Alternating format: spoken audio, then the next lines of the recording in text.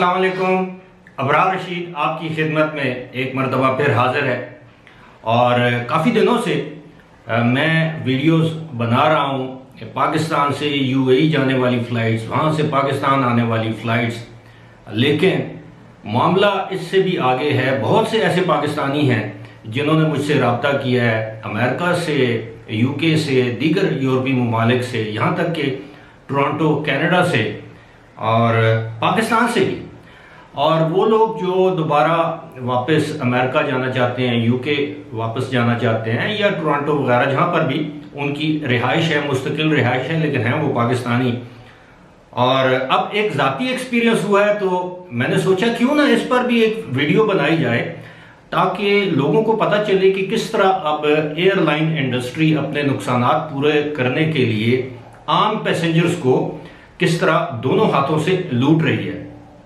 लेकिन उससे पहले हमेशा की तरह आपसे रिक्वेस्ट कि अगर अभी तक आपने मेरे चैनल को सब्सक्राइब नहीं किया तो इसे सब्सक्राइब कर लें और ताज़ा तरीन वीडियोस की अपडेट्स के लिए जो नोटिफिकेशन बेल या बेल आइकन जिसे कहते हैं उसको आप उस निशान को ज़रूर क्लिक कर दीजिएगा। आपका बहुत बहुत शुक्रिया। सूरत हाल ये है कि बहुत सी एयरलाइंस ने अब फ्लाइट्स जो है वो कैंसिल करना शुरू कर दिया। मैं आपको इनका तरीका वारदात समझाता हूँ, ये समझाने की कोशिश करता हूँ। इसमें एमिरेट्स भी है, इसमें कतर एयरवेज भी है, इसमें टर्किश एयरलाइन भी है, इसमें ब्रिटिश एयरवेज भी है, इसमें दीगर एयरलाइंस भी हैं। और वो करते क्या हैं कि मिसाल के तौर पर एक शख्स ने पाकिस्तान से, जिसके पास वैलिड वीज़ा है, रेजिडेंसी वीज़ा है, स्टूडेंट वीज़ा है, पाकिस्तान से उस शख्स ने, उस तालिब इल्म ने या रेजिडेंट ने जाना है अमेरिका के किसी शहर में। अब उसने टिकट खरीदा है, मैं आपको ये पर्सनल एक्सपीरियंस बता रहा हूँ। टिकट खरीदा है ब्रिटिश एयरवेज का आज से 1-1.5 महीना पहले और वो टिकट उसे मिला है 1,41,000 का वन वे टिकट, जो आप समझ ले तकरीबन 900 के करीब डॉलर्स बनता है। और वन वे टिकट खरीदने के बाद ये प्रीमियम क्लास का, प्रीमियम इकोनॉमी, जिसमें एक छोटा सा कैबिन आपको दिया जाता है। चंद दिन पहले ब्रिटिश एयरवेज ने बताया कि जनाब आपने 2 अगस्त को जाना था, अब आपकी पाकिस्तान से इस्लामाबाद से जो लंदन हीथ्रो की फ्लाइट है वो अब 3 अगस्त को जाएगी। चलें ठीक है। अब वो टिकट, वो जो सीट है उन्होंने कंफर्म कर दी, यानी पाकिस्तान से इस्लामाबाद से लंदन हीथ्रो तक का की जो सीट थी वो कंफर्म कर दी। जो आगे डेनवर कोलोराडो या सियाटल या किसी और जगह की जो सीट थी उसको कैंसिल ही रखा। बार बार रब्ता करने पर बताया गया कि जी वो सीट, फ्लाइट तो कैंसिल नहीं है, सीट कैंसिल कर दी गई। सीट इसलिए कैंसिल कर दी गई है कि अब वहां से जो लंदन से आगे जो फेयर अदा किया गया था अब वो फेयर 2 गुना ज्यादा है, तो अब वो चाहते हैं कि उस फ्लाइट को दोबारा बुक किया जाए और जो पहले वाली फ्लाइट के जो पैसे हैं उसके लिए रिफंड के लिए अप्लाई किया जाए। अब रिफंड का तरीकाकार मैं आपको बताता हूं। अब 1.5 महीने से आपके पैसे उनके अकाउंट में पड़े हुए हैं। जब रिफंड की बात करते हैं वो कहते हैं जी 4 से 6 हफ्ते लग सकते हैं रिफंड होने में। सिमिलर सिचुएशन वहां से है। जो लोग अमेरिका से, कनाडा से या यूरोपियन ममालिक से कनेक्टिंग फ्लाइट्स के जरिए पाकिस्तान आना चाहते हैं, क्योंकि बराह रास्त फ्लाइट्स नहीं है, आप पीआईए की बराह रास्त फ्लाइट्स नहीं चलती हैं अमेरिका या कनाडा में। अब वो जब आना चाहते हैं तो सेम सिचुएशन उनको भी सामना है कि दुबई से आगे टिकट कंफर्म है लेकिन बॉस्टन से दुबई का टिकट जो है वो कंफर्म नहीं हो रहा, सीट नहीं मिल रही।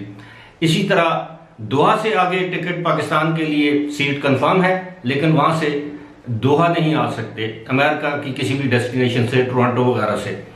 और टर्किश एयरलाइन की बड़ी दिलचस्प सूरत है। टर्किश एयरलाइन के जो टिकट के जो फेयर्स हैं, पाकिस्तान से आप अमेरिका, लंदन या किसी भी और दूसरे मुल्क में जाएं तो उनके टिकट की प्राइस दिन ब दिन बढ़ती जा रही है। उसकी वजह यह है कि बाकी एयरलाइंस ये मुनाफाखोरी में मसरूफ थी तो उनके टिकट्स की डिमांड बढ़ना शुरू हो गई है। क्योंकि अगर आपके पास अमेरिकन वीज़ा है, यूके का वीज़ा है, तो आप टर्किश एयरलाइन के जरिए जाना चाहते हैं तो तुर्की के इस्तांबुल एयरपोर्ट पर ट्रांजिट वीज़ा आपको नहीं चाहिए, आपको इतनी ज़्यादा सख्तियाँ नहीं है, पीसीआर टेस्ट या और तो कुछ भी नहीं है। और बड़ी रेगुलरली फ्लाई करती है पाकिस्तान से नॉर्थ अमेरिका, यूरोपियन डेस्टिनेशंस के लिए, वहाँ से बैक। अब आप यकीन कीजिए कि एक टिकट एक दिन पहले जो मैंने 2 दिन पहले मैंने चेक किया था, वही पाकिस्तान से यानी इस्लामाबाद से इस्तांबुल से JFK यानी न्यूयॉर्क एयरपोर्ट, JFK से डेनवर कोलोराडो का टिकट मैंने मालूम किया तो 1,82,000 रुपये का था। आज जब मैंने उसी टिकट की प्राइस देखी, उसी कनेक्शन की वही फ्लाइट, पता ये चला कि 2,22,000 कुछ सौ रुपये है। और ये इकॉनमी की मैं बात कर रहा हूँ, वन वे। अब आप अंदाज़ा कीजिए कि एक तरफ फ्लाइट्स जो हैं वो एयरलाइंस जो हैं वो रोना रो रही हैं कि कोविड की वजह से सूरत हाल बड़ी मखदूश है, और दूसरी जानब टिकट फ़ौरन फ़रोख्त कर देती हैं, फ्लाइट्स अवेलेबल हो या ना हो, और एक महीने के बाद आपको बताया जाता है कि जी आपकी ऑनवर्ड जो फ्लाइट तो है लेकिन जो कनेक्टिंग फ़्लाइट है वो कैंसिल हो गई है, लिहाजा आप फ्लाई नहीं कर सकते, आपको टिकट दोबारा परचेज करना पड़ेगा। फ्लाइट्स भाई आपने कैंसिल की हैं, हमने कैंसिल नहीं करवाई, तो हमें क्यों दोबारा टिकट परचेज करना पड़ेगा, आपका वो एडजस्ट नहीं करते। अब इसके लिए आम लोग जो हैं उनको पता नहीं होता, हालांकि आप आयाटा से एयरलाइन की जो है वो शिकायत कर सकते हैं कि जी इस तरह के हालात वाक़यात हैं, आप इनके कस्टमर सर्विस में कॉल करें, वो आपको सही तरह से रिस्पॉन्ड नहीं करते। लेकिन आप जब भी जिस बंदे से बात करें उसका नाम नोट करें, आप अपनी शिकायत दर्ज करवाएं, उसके बाद आपके पास एक, अगर आप पाकिस्तानी हैं तो आपके पास एक राइट है, आप पाकिस्तान में कंज्यूमर प्रोटेक्शन कोर्ट है उसमें जा सकते हैं कि जी ये देखें कितनी बड़ी ज्यादती है कि आप पैसे तो फौरन क्रेडिट कार्ड से, डेबिट कार्ड से ले लेते हैं, लेकिन पैसे वापस करने में आपको तकलीफ होती है, और उसके लिए आप 4 से 6 हफ्ते का टाइम मांगते हैं, और वो भी आपकी जिम्मेदारी बनती है कि आप बगैर किसी एक्स्ट्रा फीस के, बगैर किसी एक्स्ट्रा चार्जेस के आप फ्लाइट को रीबुक करें, क्योंकि फ्लाइट आपकी वजह से कैंसिल हुई है, सीट आपकी वजह से कैंसिल हुई है, हमारे कहने पर आपने कैंसिल नहीं की, तो ये जो एक्स्ट्रा चार्जेस या चेंज ऑफ फ्लाइट फीस और जो दूसरे जो चार्जेस आप वसूल कर रहे हैं, अब इसको भत्ताखोरी ना कहा जाए तो और क्या कहा जाए। आप यकीन कीजिए कि इस वक्त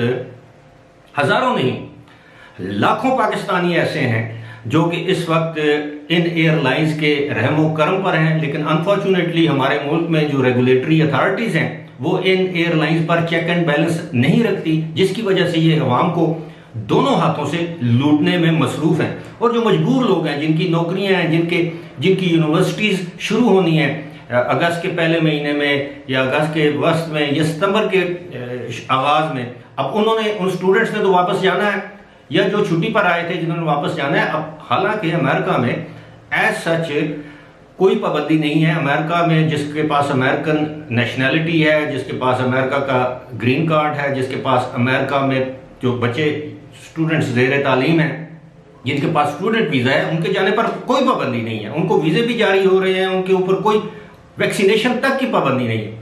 वो इनकरेज करते हैं कि जी आप PCR टेस्ट करवा के आ जाएं, आप वैक्सीनेशन जो है वो अमेरिका में करवा लें, जो अमेरिका में जो फाइजर और मॉडर्ना की वैक्सीन है।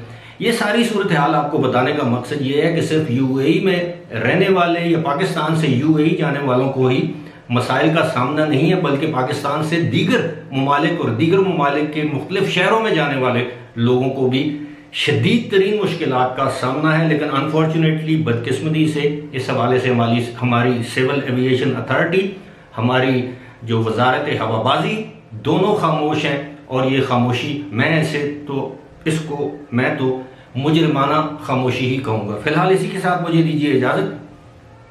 खुदा हाफिज़।